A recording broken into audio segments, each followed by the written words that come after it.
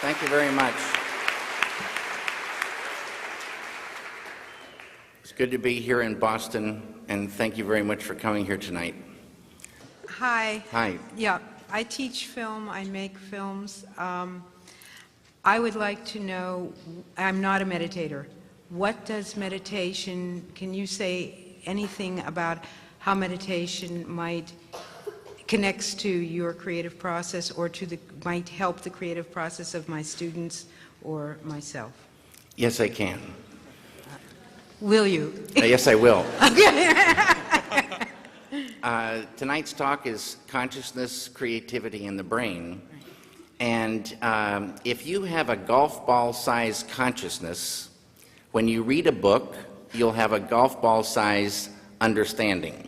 When you look out, a golf ball-sized awareness. And when you wake up in the morning, a golf ball-sized wakefulness. But if you could expand that consciousness, then you read the book, more understanding. You look out, more awareness. And when you wake up, more wakefulness. It's consciousness. And there's an ocean of pure, vibrant consciousness inside each one of us. And it's right at the source and base of mind, right at the source of thought, and it's also at the source of all matter. This pure consciousness is called by modern physics the unified field. It's at the base of all mind and all matter. And they now say, modern science says, all of matter, everything that is a thing, emerges from this field. And this field has qualities like bliss, intelligence, creativity, universal love, energy, peace.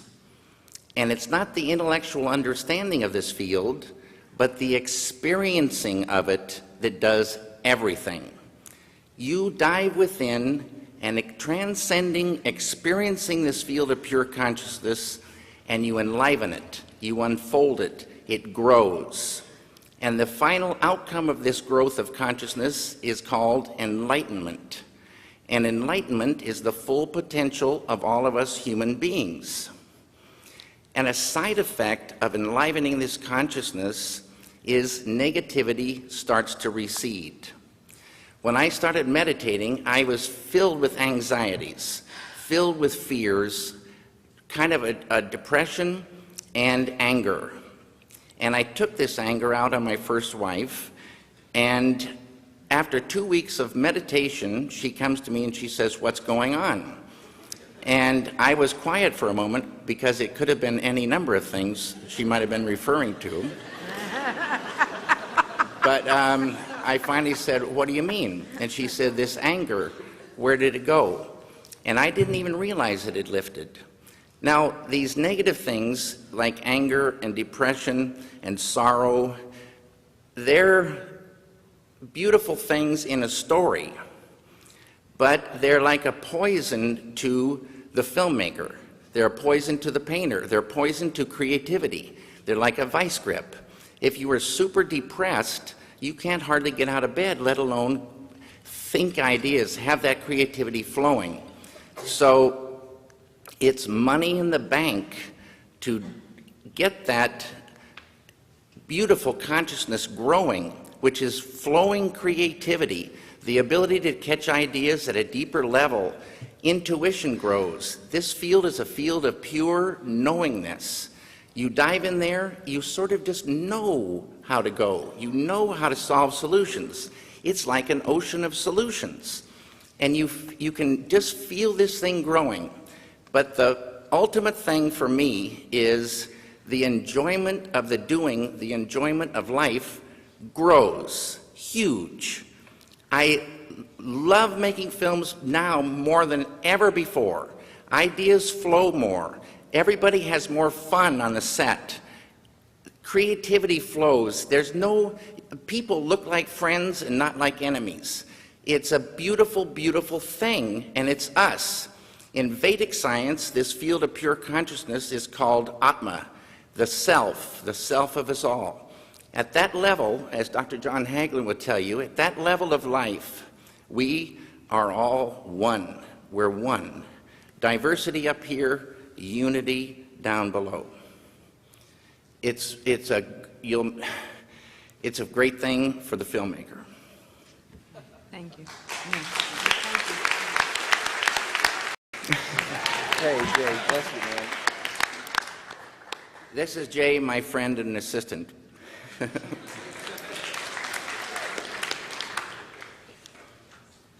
It's really good. It's not quite as good as Pure Consciousness, but it's really good.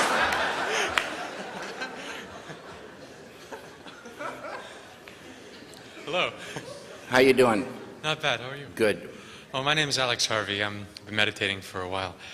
I want to know if there was a moment where you realized the effect that pure consciousness had on your work. Right from the very beginning.